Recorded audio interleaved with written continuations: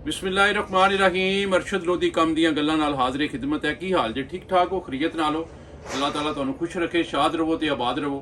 तो दोस्तों अज तुहानू मैं शहद के मुतलक जिहड़ी है वो इन्फॉर्मेशन देन लगा कि शहद की पहचान की, शहद असली या नकली की पहचान करने वास्ते की तरीकेकार जिहड़ा ना अख्तियार किया जाता है, क्योंकि बहुत ज़्यादा शहद जिहड़ा वो जाली बन के आता है। तो उसकी पहचान वास्ते अज मैं सोचा कि दोस्तों को क्लीयर कर दें कि शहद जिहड़ा वो असल लैन वास्ते की करना पेगा तुहानू।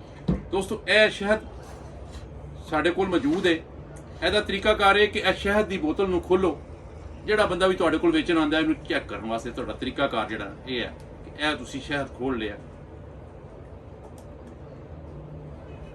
ਇਹਦੇ ਵਿੱਚ आसान जिहा फार्मूला ਜਿਹੜਾ ना वो ये ਹੁੰਦਾ कि शहद ਨੂੰ अगर ਤੁਸੀਂ ਅੱਖ 'ਚ ਪਾ ਸਕਦੇ ਹੋ, ਤੁਹਾਡੇ ਕੋਲ ਸੁਰਮਾਦਾਨੀ ਜਿਹੜੀ ਹੁੰਦੀ ਹੈ ਜਿਹ 'ਚ ਸ਼ਹਿਦ ਉਹ ਜਿਹੜੀ ਸਲਾਈ ਹੁੰਦੀ ਹੈ ਅਗਰ ਤੁਹਾਡੇ ਕੋਲ ਮੌਜੂਦ ਹੋਵੇ ਤੇ ਉਹਨੂੰ ਇੰਜ ਕਰਕੇ ਸ਼ਹਿਦ ਦੇ ਵਿੱਚ ਡੁਬੋਵੋ। ਇਹਨੂੰ ਤੁਸੀਂ ਆਪਣੀ ਅੱਖ 'ਚ ਪਾ ਲਓ। ਅੱਖ 'ਚ ਪਾਓਗੇ ਤੇ ਅਗਰ ਤੇ ਸ਼ਹਿਦ ਅੱਖ 'ਚ ਲੱਗੇ ਤੇ ਇਹਦਾ ਮਤਲਬ ਹੈ ਕਿ ਸ਼ਹਿਦ ਖਾਲਸ ਹੀ ਹੈ। ਅਗਰ ਸ਼ਹਿਦ ਅੱਖ 'ਚ ਨਹੀਂ ਲੱਗਾ ਉਹਦੀ ਤੇ ਸਮਝ ਲਓ ਕਿ ਸ਼ਹਿਦ ਜਿਹੜਾ ਹੈ ਉਹ ਖਾਲਸ ਨਹੀਂ ਹੈਗਾ, ਉਹ ਚੀਨੀ ਦਾ ਬਣਿਆ, क्योंकि खालस शहद जिहड़ा वो अख च चुभदा है। ठीक है जी, ये काम भी किया जा सकता है। अगर तुसीं ये नहीं करना चाहते, तुसीं ऐसी किसी जगह ते हो बाजार चो तुसीं उत्थों चीज़ लैना चाहते हो तो फिर आसान जिहा फार्मूला एक हुंदा है, एक पेज ले लो, कागज़ ले लो। ठीक है जी, इस कागज़ के उत्ते शहद इंज लैके शहद नूं उत्ते पा दिओ। ठीक है जी, शहद उत्ते जिसले पै जाएगा इनू इंज करके शहद नूं किसी भी चीज़ के नाल उंगली नाल या किसी चीज़ नाल इंज करके इनू रगड़ना शुरू कर दिओ। इनू काफ़ी देर तक रगड़ते रहो। बिल्कुल तुसीं जिस वेले समझते हो कि यार मैं काफ़ी देर तो रगड़ रहा, यानी कम अज़ कम अद्धा मिनट जिहड़ा ना इनू तुसीं रगड़ना।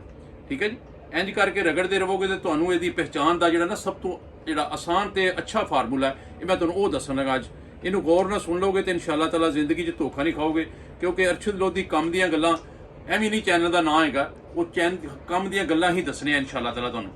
यह बहुत वड्डी पहचान तुहानूं मैं दस रहा शहद की, क्योंकि पैसे खर्च करके अगर तुहाडा ना धोखा हो जाए, तुसीं चीनी का शहद लै जाओ तो वह बेकार हो जाएगा। ठीक है जी, हुण जिसले तुसीं इहनूं अच्छे तरीके नाल कर लिया, अद्धा घंटा गुजर गया, फिर इहनूं इस करो कि पेपर नूं उल्टाओ। पेपर नूं उल्टा के देखो कि अगर तो शहद खालस है तो पेपर पिछों बिल्कुल खुश्क रहेगा। अगर शहद दे विच मिलावट है, चीनी है, पानी तो चीनी का बनिया है, तो चीनी का काम है, पानी का काम है कि नमी पिछली दे देंदा है। जिस तरह तुसीं जलेबियां खरीदते हो, कोई मठियाई खरीदते हो, उन्होंने तुसीं किसी कागज़ ते रखते हो तो पिछली साइड तो कागज़ जिहड़ा है वो नमी दे जाता है, गिला हो जाता है। तो इसका मतलब है कि यह चीनी नहीं है, ये खालस शहद है, क्योंकि इन्हें बिल्कुल पेपर नूं खुश्क रहन दिता है। ठीक है जी, यह भी पहचान हो गई। उस तो अगली पहचान जिहड़ी आती है वो भी लोग बहुत सारे करते हैं कि अगर तुहानूं मक्खी लभ जाए किते, आम जिहड़ी मक्खी मतलब चाय वगैरह ते चीनी वगैरह ते बहिंदी है, उन्होंने तुसीं मक्खी नूं फड़ लवो, फड़ के शहद दे विच डुबो दिओ। डुबोण तो बाद उन्होंने मक्खी नूं दोबारा किसी तीले वगैरह नाल कड्ढो बाहर, तो मक्खी अगर उड़ जाए तो समझ लो कि शहद बिल्कुल खालस है। अगर मक्खी उड़े ना, उहदे पर चिपक जान तो समझ लो कि शहद 2 नंबर है, चीनी का बने। ये भी बहुत बड़ी पहचान हैगी है। लेकिन मोस्टली लोग कहते हैं यार मक्खी विच पै गई है तो शहद जिहड़ा ना पतली पलीत हो जाएगा या की हो जाएगा, चलो उसनूं छड्ड दिओ। ठीक है जी, ये भी बहुत अच्छा एक तरीकाकार है। फिर इस तो अगला तरीका आता है कि जिहड़े लोग शहद खाते रहंदे ने या शहद नूं इस्तेमाल करते हैं, उन्होंने इहदा टेस्ट एक डिवेलप हो गया हुंदा है। उहदा तरीकाकार है कि शहद नूं लवो, इनू अपनी जुबान ते रखो,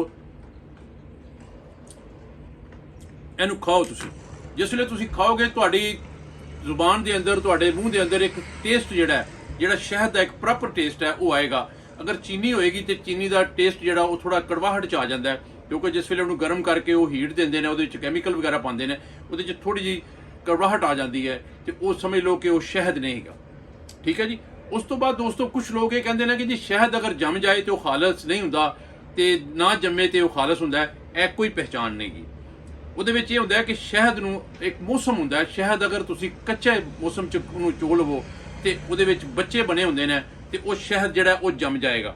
शहद खालस होएगा लेकिन शहद जम जाएगा ਪਿਆ ਪਿਆ।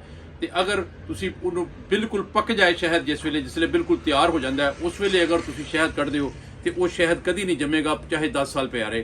और शहद की एक्सपायरी डेट कोई नहीं होंगी, ये जिन्नी देर मर्जी पिया रहे ये खराब नहीं होंदा, क्योंकि अल्लाह के नबी ने जो मतलब बाजुबाना गल्लां कीतियां ने इंशाअल्लाह ताला उहदे विच बहुत सच्चाई है।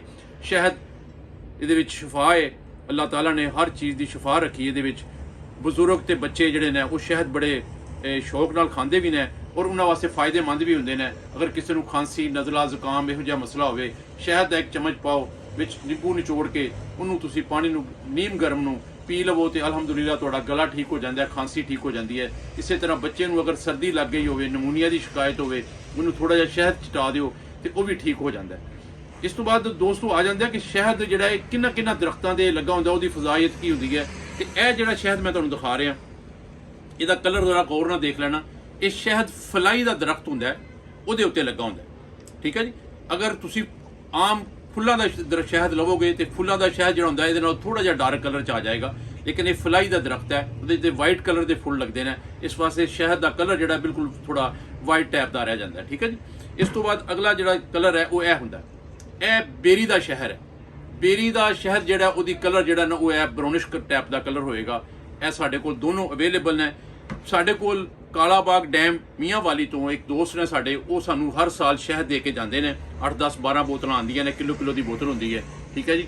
ਕੁਛ ਅਸੀਂ ਘਰ ਇਸਤੇਮਾਲ ਕਰ ਲੈਂਦੇ ਹਾਂ, ਕੁਛ ਦੋਸਤ ਜਿਹੜੇ ਸਾਡੇ ਜਾਣਨ ਵਾਲੇ ਨੇ, ਜਿਨ੍ਹਾਂ ਨੂੰ ਪਤਾ ਹੈ, ਜਿਹੜੇ ਸਾਡੇ ਕੋਲ ਲੈ ਜਾਂਦੇ ਨੇ, ਉਹ ਸਾਡੇ ਕੋਲ ਫਿਰ ਲੈ ਜਾਂਦੇ ਨੇ। ਅੱਜ ਵੀ ਮੇਰੇ ਕੋਲ ਜਿਹੜੀ ਰਾਤ ਨੂੰ ਬੰਦਾ ਆਇਆ ਸੀ, ਉਹ ਮੈਨੂੰ ਦੇ ਗਿਆ ਕੁਝ 5-4 ਬੋਤਲਾਂ, ਮੈਂ ਘਰ ਲੈ ਗਿਆ। ਕੋਈ 5-4 ਬੋਤਲਾਂ ਮੇਰੇ ਕੋਲ 6 ਬੋਤਲਾਂ ਪਈਆਂ ਨੇ ਇਸ ਵੇਲੇ। ਅਗਰ ਕਿਸੇ ਦੋਸਤ ਨੂੰ ਚਾਹੀਦਾ ਹੋਵੇ ਤੇ ਮੇਰੇ ਕੋਲ ਅਵੇਲੇਬਲ ਹੈ, ਠੀਕ ਹੈ ਜੀ। ਇਹ ਤਕਰੀਬਨ 2500 ਰੁਪਏ ਦਾ ਕਿਲੋ ਅਸੀਂ ਦਿੰਦੇ ਹਾਂ, ਠੀਕ ਹੈ ਜੀ। Ittefaq electric sanitary and hardware store Bahria town Lahore ਦੇ ਵਿੱਚ ਮੌਜੂਦ ਹੈ। ਕਿਸੇ ਦੋਸਤ ਨੂੰ ਚਾਹੀਦਾ ਹੈ ਤੇ ਆ ਕੇ ਰਾਬਤਾ ਕਰ ਸਕਦਾ ਹੈ। ਤੇ ਸ਼ਹਿਦ ਦੀ ਪਛਾਣ ਤੁਹਾਨੂੰ ਮੈਂ ਦੱਸ ਦਿੱਤੀ ਹੈ। ਇਨਸ਼ਾਅੱਲਾ ਤਾਲਾ ਅਗਰ ਤੁਸੀਂ ਇਹ ਤੇ ਕਾਰਮਦ ਰਹੋਗੇ, ਇਹਨੂੰ ਤੁਸੀਂ ਮੇਰੇ ਮੁਤਾਬਕ ਜਿਹੜਾ ਇਹਦਾ ਟੈਸਟ ਕਰ ਲੋਗੇ ਤੇ ਇਨਸ਼ਾਅੱਲਾ ਤਾਲਾ ਕਦੀ ਵੀ ਜ਼ਿੰਦਗੀ 'ਚ ਧੋਖਾ ਨਹੀਂ ਖਾਓਗੇ, ਕਿਉਂਕਿ ਸ਼ਹਿਦ ਖਰੀਦਣਾ ਇੱਕ ਬਹੁਤ ਮੁਸ਼ਕਲ ਜਿਹਾ ਕੰਮ ਹੁੰਦਾ ਹੈ। ਤੇ ਸ਼ਹਿਦ ਨੂੰ ਖਰੀਦਣ ਵਾਸਤੇ ਤੁਹਾਨੂੰ ਅਸੀਂ ਇੱਕ ਆਸਾਨ ਤੇ ਜਿਹੜਾ ਮਜ਼ਬੂਤ ਫਾਰਮੂਲਾ ਦੱਸ ਦਿੱਤਾ ਹੈ। ਜੇ ਗੱਲ ਪਸੰਦ ਆਈ ਹੈ ਤੇ ਲਾਈਕ ਕਰ ਦਿਓ, ਸ਼ੇਅਰ ਕਰ ਦਿਓ।